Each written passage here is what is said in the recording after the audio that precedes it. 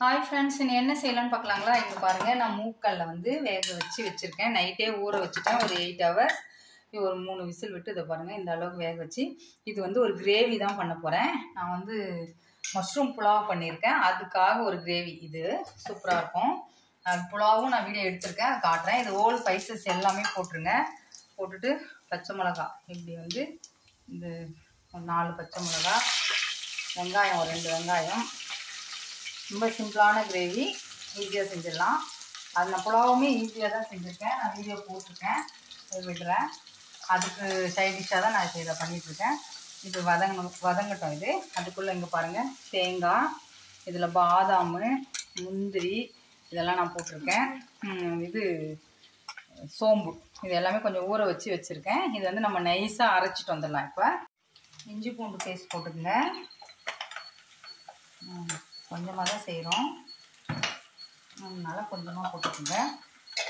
வதங்கினோடனே நான் ஒரு 2 தக்காளி இதை பாருங்கள் இந்த மாதிரி கட் பண்ணி வச்சுருக்கிறேன். இதையும் இதில் போட்டுங்க. இதை போட்டு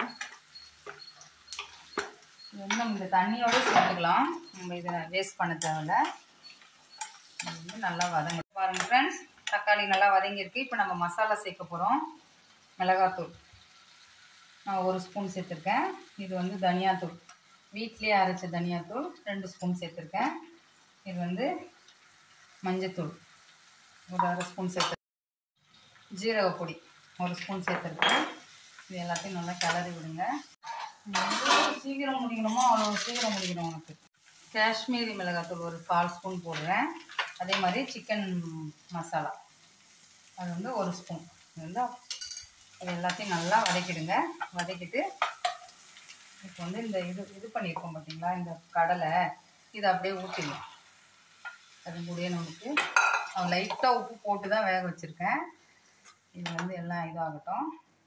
கொஞ்சம் இப்போ லைட்டாக உப்பு போடலாம். இதுக்கு நம்ம ஏற்கனவே நான் வந்து கடலையில் உப்பு போட்டிருக்கேன், இப்போ கொஞ்சம் உப்பு போடுறேன்.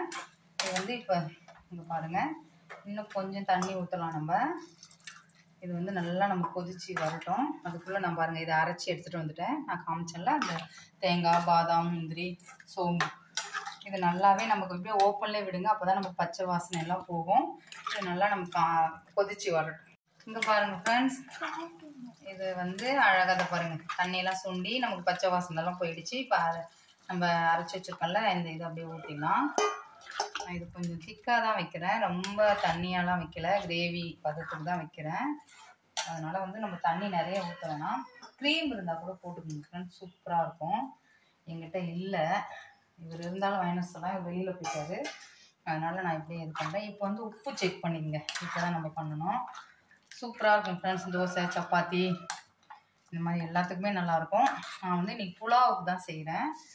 வந்து நைட்டு வேணால் உப்புலாம் கரெக்டாக இருக்குங்க ஃப்ரெண்ட்ஸ். இதுக்கு ஒரு 2 கொதி வரட்டும். அதுக்கப்புறம் கொஞ்சமாக வந்து கரம் மசாலா போட்டுக்கலாம், நிறைய வேண்டாம், சும்மா ஒரு பிஞ்ச் மாதிரி போட்டுக்கலாம், அவ்வளோதான். பாருங்கள் அப்படியே கொதிக்குது. இப்போ வந்து நம்ம வந்து கஸ்தூரி மேத்தி அப்படியே க்ரஷ் பண்ணி போடுங்க, சூப்பராக இருக்கும். க்ரீம் இருந்ததுன்னா இந்த இடத்துல கண்டிப்பாக போடுங்க, செம்ம டேஸ்ட்டாக இருக்கும். இது போட்டு அப்படியே நல்லா கொஞ்ச நேரம் அப்படியே கொதிக்கட்டும். நம்ம கரம் மசாலா போட்டிருக்கோம் இல்லைங்களா, செம்ம டேஸ்ட்டாக இருக்கும் ஃப்ரெண்ட்ஸ். இது வந்து கொண்டக்கடலை கிரேவி, கண்டிப்பாக ட்ரை பண்ணி பாருங்கள். இது கொதிக்கட்டும் நல்லா. பாருங்கள் கிரேவி ரெடி ஆகிடுச்சு, அவ்வளோதான், சூப்பராக. நாங்கள் வந்து இப்போ இதை பாருங்கள், இது ஏற்கனவே வீடியோ எடுத்தது தான். மஷ்ரூம் பிரியாணி, மஷ்ரூம் புலாவ் செஞ்சுன்னு சொன்னீங்க, அதுக்கு தான் வச்சுருக்கேன். அவ்வளோ செம்ம டேஸ்ட்டாக இருக்கும் ஃப்ரெண்ட்ஸ். ட்ரை பண்ணி பாருங்கள். தோசை, இட்லி, சப்பாத்தி எதுக்கு வந்தாலும் நல்லாயிருக்கும். ட்ரை பண்ணி பாருங்கள். எப்படி வந்து சொல்லுங்கள். லைக் பண்ணுங்கள், ஷேர் பண்ணுங்கள், சப்ஸ்கிரைப் பண்ணுங்கள். நெக்ஸ்ட் வீடியோவில் பார்க்கலாம்.